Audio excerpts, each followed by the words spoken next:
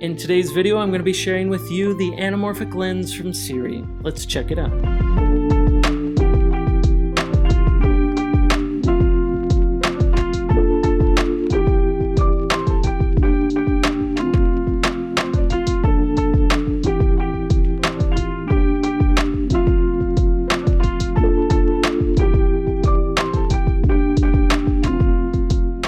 Before I get into talking about this lens, opening it up, and just telling you everything that I love about it, you're probably here to see sample footage from this lens, so let's just watch that right now. And if you want to learn more about the lens, then stick around after the video and I will talk about it in detail.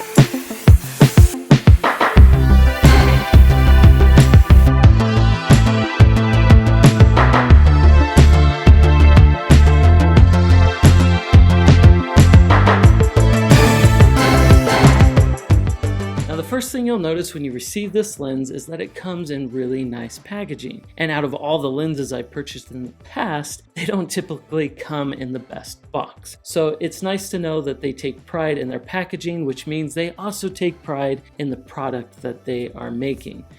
On the inside here, you'll first see that there is a little cardboard portfolio.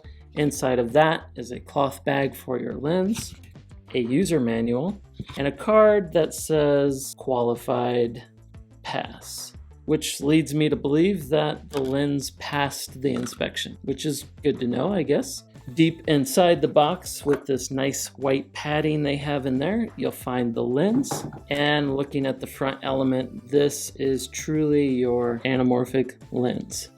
On the front element, you have a 67mm threading, which allows for you to add on ND filters or variable ND filters, which we can be using the Peter McKinnon variable ND filter for this particular lens. And it just screws onto that front element, and there you go. Having a variable ND filter on your anamorphic lens just doesn't really get any cooler than that, because you get to control your shutter speed here, your focus here, and your aperture right here. Everything right at your fingertips. Now this is a full manual lens, so don't expect to have autofocus. You will have to capture the focus yourself, which can be concerning because if you're shooting on Panasonic, Fuji, or a Z-Cam, I have never used those cameras before, so I don't know what their focus peaking is like. But at least with Sony cameras A6300 and the A7 III, you have focus peaking. So obviously your camera is doing all the work, nothing to do with the lens. But that's absolutely fantastic because you can always make sure you have a nice sharp image, especially when you're shooting at a very shallow, maybe 1.8 aperture. So that's really helpful. Now on this lens, you'll find that there's no plastic aside from the lens cap and rear cap. The focus ring and the aperture rings have nice resistance. The only bad thing that I can think of about this lens is it being entirely manual, which some people like that, but some people like autofocus. I wish it did have autofocus because when you're working on a gimbal, you kind of don't really want to have to be messing with your focus while on the gimbal. Any of you that have used gimbals, you kind of get that. And just to compare a 50mm APS-C lens to this anamorphic lens, these essentially are the same lenses. They have the same 50mm depth of field, but you can see that this lens is of course much larger and much heavier.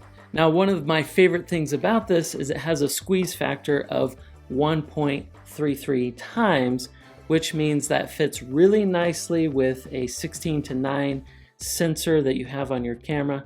So our APS-C camera and even our full-framed Sony A7 works and pairs really nice with that 1.33 squeeze factor. So when you go into post, you squash the footage back down at 75.19%, then you get a 2.36 to 1 aspect ratio, which is your true cinema, black bars top and bottom, nice extra wide 33% on either side of your screen. So that is what anamorphic is. That's what it does to your footage. It is a very unique look, and it's just like cinema because most films are done with an anamorphic lens. Now, another advantage to this lens is you compare it with the Moment Air lens, which gets you the same squeeze factor of 1.33 times. So you can pair your anamorphic drone footage with your anamorphic ground footage. You can shoot 100% anamorphic film. And if you watch my previous video that says 100% anamorphic, it was shot with the Sony A7 III anamorphic lens and my Mavic 2 Pro with the Moment Air lens. So this particular lens comes at a price point of $699, which is extremely reasonable when you look at actual anamorphic lenses that start around $30,000, I think, roughly, and they go up from there. So you can spend thousands or hundreds of thousands of dollars with anamorphic lenses. So Sirui has basically made a game changer, and all of those big companies or expensive lenses, watch out, because indie filmmaking may take the cinematic world by storm. That's all I have for you guys today. Please subscribe to the channel if you want to learn more about Sony cameras,